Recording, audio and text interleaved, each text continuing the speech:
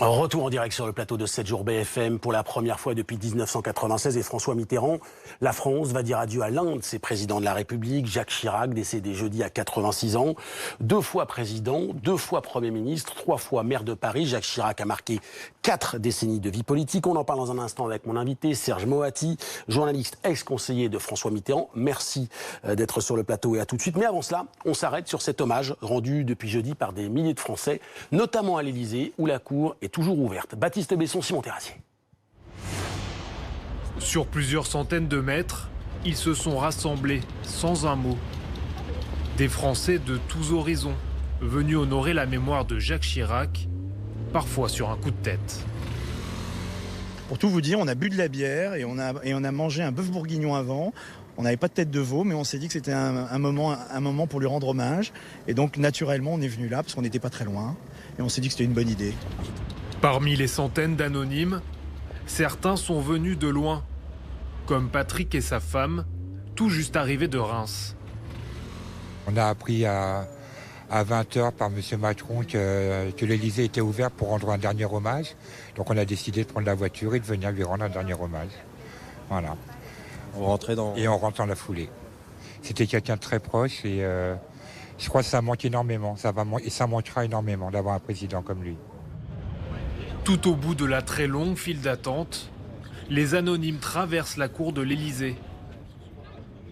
Dans le vestibule, un portrait de Jacques Chirac et un livre d'or.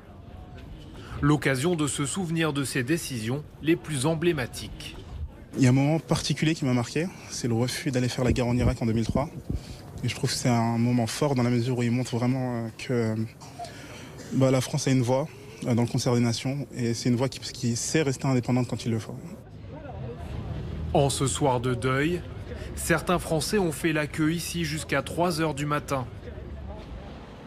Mais l'émotion s'est répandue bien au-delà de l'Élysée. Jacques Chirac était un habitué de ce restaurant depuis plus de 20 ans. Carlos, le serveur, le plaçait ici, toujours à la même table. C'était la table numéro 58. C'est celle-ci qui est là, avec la banquette, et puis voilà. Il se souvient d'un client affable et toujours de bonne humeur. Moi j'arrivais, il me tapait parfois sur l'épaule, il me disait alors t'es encore là histoire de rigoler un petit peu, quoi, bien entendu. Je répondais oui, monsieur le président, tant que vous serez là, je serai toujours là aussi. Donc il me disait je ne manquerai pas d'y revenir alors. En rigolant comme ça, et puis voilà, quoi, c'était des moments inoubliables avec lui. Derrière les fourneaux, pour nourrir Jacques Chirac, le propriétaire des lieux. Ouais, monsieur Chirac, il aimait bien la cuisine à l'ancienne, la cuisine du terroir. Là, par exemple, là, je faisais une assiette tout cochon, avec du boudin, de la saucisse, andouillette, du lard. Vous l'aimez bien manger aussi, c'était une entrecôte, la côte de veau ou le carré d'agneau, que les produits cuisinés simplement. Une cuisine simple, du terroir, parfois accompagnée d'un sorbet et d'un verre de vodka, loin, très loin des restaurants sophistiqués de la capitale. C'était sa cantine. Et quand il venait le samedi, le dimanche, alors les gens étaient heureux de le voir. Quand il arrivait, quand il repartait, tout le monde se levait pour l'applaudir et tout ça. C'était des grands moments. Une immense popularité qui traverse la France jusqu'en Corrèze, le fief de Jacques Chirac. Jean-Paul est agriculteur à la retraite. Il l'a croisé à de nombreuses reprises, comme ce jour dans son élevage de moutons où Jacques Chirac s'est invité en compagnie du président chinois. Donc là, c'est la Bernadette, là.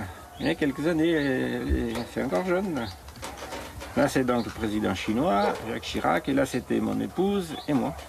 Et donc, Zimi était venu visiter l'exploitation et il avait donné le biberon à un agneau. Un sens de la mise en scène et une connaissance fine des codes de la ruralité. Il savait y faire, quoi. Il allait sur les comices, il allait sur les foires, et puis il parlait avec les paysans. Et même s'il était aux affaires, même si les choses allaient pas forcément bien, même quand il était aux affaires, eh bien, il avait un savoir-faire qui faisait que ça passait bien. Quand Chirac était là, mouillait le reste. Une présence rassurante qui aura accompagné Jean-Paul depuis toujours. Il y a un choc. Je ne croyais pas. Parce que depuis 4 ans, on sait. Depuis 4 ans, on sait que ça va arriver tous les jours. Et j'ai eu un choc, oui.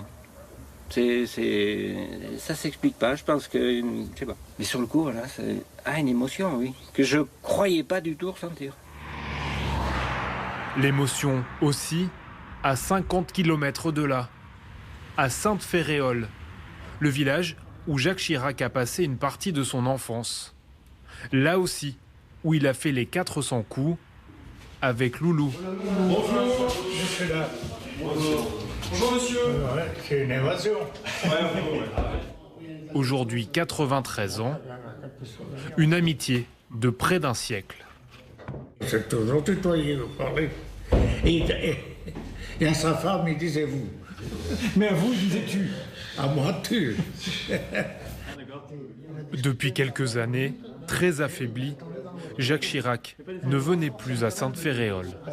Toutes les fois qu'il pouvait passer, il venait me voir. Vous avez ressenti une vraie émotion en apprenant Ah, ben oui, c'est quand même un copain qui s'en va. Jacques Chirac sera inhumé au cimetière du Montparnasse, à Paris, loin de la Corrèze de son enfance, mais aux côtés de sa fille Laurence.